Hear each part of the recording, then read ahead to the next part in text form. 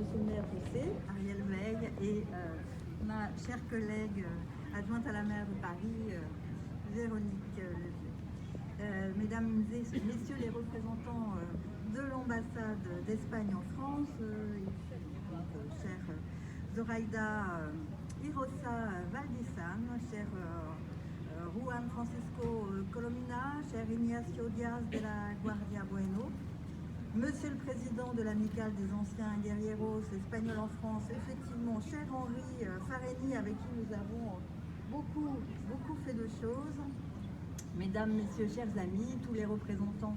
associatifs, et donc je salue tout particulièrement, évidemment, notre ami Jean-Rolf Tanguy, qui représente ici, il est président du Comité parisien de la Libération. Il y a aussi les fusillés de Chateaubriand, l'amicale parisienne des fusillés de Chateaubriand, qui sont représentés aussi par Philippe Baudot. Donc effectivement, dans les rues de Paris, au cours des dernières années, nous avons plusieurs fois eu l'occasion de rendre l'hommage qui leur est dû aux combattants et aux maquisards espagnols qui, aux côtés de leurs camarades français, refusèrent et luttèrent contre le fascisme et le nazisme. Et comme vous le savez, je parle là au nom de la maire de Paris, elle est tout particulièrement attachée à cette mémoire. Alors, Henri, tu en as cité déjà beaucoup, mais c'est vrai que je pense notamment à Conrad Miret i Mouster, premier chef des groupes armés de la main-d'œuvre immigrée. Effectivement, nous avons ces derniers jours et ces dernières semaines plus particulièrement parlé de la MOI, et je m'en réjouis, puisque vous savez que c'est une organisation qui a d'abord été créée par le Parti communiste français et qui veillait justement à intégrer les étrangers en lutte, aux luttes sociales et à tout le travail autour du progrès et de l'égalité qui pouvait être fait en France, avant évidemment d'être des résistants engagés, et puis ensuite on en a parlé des FTP MOI. Donc Conrad a une plaque qui entretient sa mémoire devant la prison de la Santé. Je pense aussi à Roé Barone Carreño, chef du groupe de guerrieros espagnols de la zone occupée et dont le nom est effectivement gravé boulevard Saint-Germain. Je pense bien sûr dans le 10e arrondissement, parce que c'est l'arrondissement où je suis élue, et c'est moi-même qui ai pu l'inaugurer au nom de la maire de Paris, au guerriero Manuel Berges y Arderiu, arrêté en 1942 rue Vic d'Azir, et nous avons mis cette plaque rue Vic d'Azir il y a peu, je crois que c'était il y a 2 ans ensemble. Et puis évidemment, on en a largement parlé ici, le jardin des combattants de la Nueve, qui a été inauguré au pied même de l'hôtel de ville en 2015 par Anne Hidalgo. C'était un geste tout à fait important, et pour Paris et évidemment pour la maire de Paris. Ainsi, beaucoup plus souvent qu'auparavant, la mémoire de ces hommes, de ces soldats, de ces militants, de ces résistants est-elle aujourd'hui portée et célébrée, et on peut s'en réjouir. Je suis heureuse et fière de voir aujourd'hui s'ajouter à leur nom celui de José Roig Armencote. Ça me perturbe cette double... car à lui comme à ses camarades, nous devons exprimer évidemment notre reconnaissance, celle de la France, celle de l'Europe libre et démocratique. Et je suis aussi tout à fait d'accord avec mon camarade, si tu permets que tu t'appelles ainsi, Ariel Veil,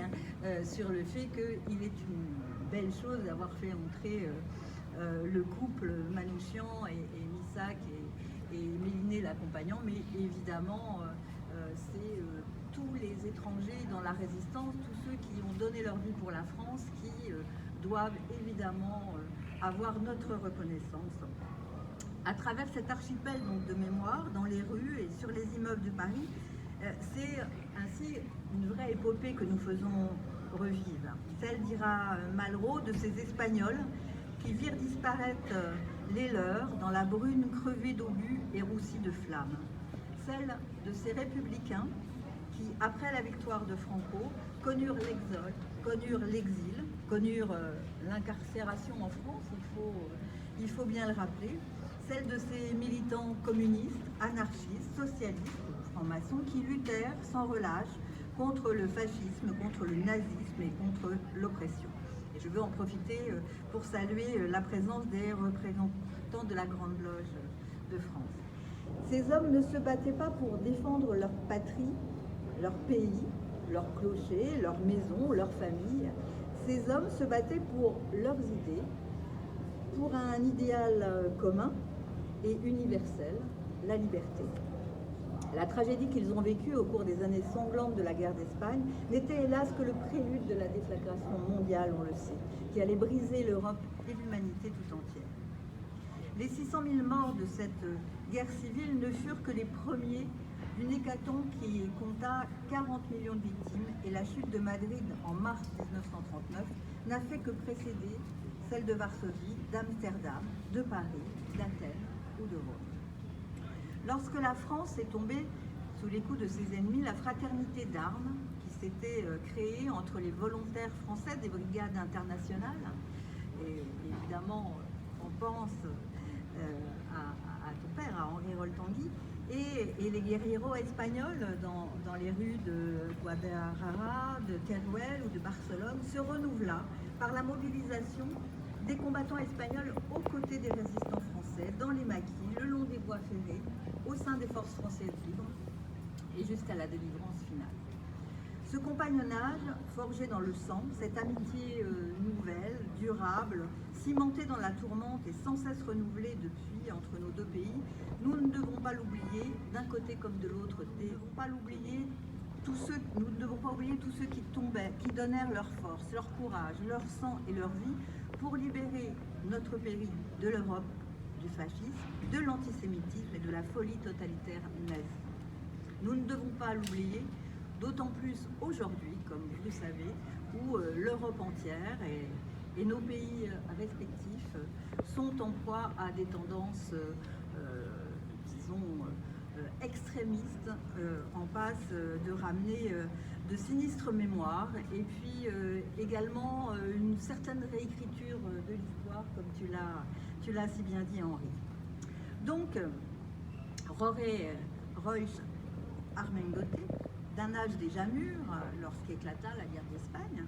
soutint de tout son cœur et de toutes ses forces les défenseurs de la Seconde République, ça a été dit, réfugié en France ensuite, engagé dans la Croix-Rouge, militant dans les réseaux maçonniques, entré en résistance. Il fit donc son possible dès juin 40 pour aider ceux qui défendaient avec patriotisme et courage son pays d'adoption, accueillant donc chez lui, ça a été déjà dit, des aviateurs alliés, français, belges et britanniques, qu'il parvint à faire placer en zone sud. Oui, il était de ceux qui refusaient d'abandonner leurs idées et qui se battaient vraiment pour les voir triompher. Il était de ceux qui agissaient, qui persuadaient, qui protégeaient. Il était de ceux qui étaient dénoncés aussi. Il était de ceux que la police de Vichy et l'occupant allemand suspectaient, pourchassaient, fusillaient. Il était enfin de ceux que l'histoire a oubliés, jusqu'à ce que l'amicale des anciens guerrieros espagnols de France, cher Henri, lui fasse attribuer tout récemment, enfin, cette mention de mort pour la France. Et on se dit, effectivement, après tant de temps, ça paraît vertigineux. Mesdames et messieurs, Roret, condamné par une cour martiale allemande, exécuté au fort d'Ivry après plusieurs mois d'incarcération à Fresnes, oublié de toutes et tous, retrouve donc désormais sa place dans nos mémoires, comme bien d'autres. Et je vous invite vraiment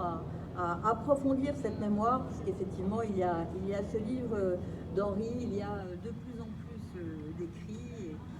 et il faut vraiment que tous ces hommes, toutes ces femmes aussi, parce qu'on parle un petit peu moins des femmes, mais j'aimerais qu'on arrive aussi à faire tout un travail pour mettre en avant les femmes qui se sont engagées. Et je suis aujourd'hui donc très très honorée de dévoiler aux côtés de toutes celles et de tous ceux qui ont œuvré à voir renaître son histoire, l'histoire de Roret, la plaque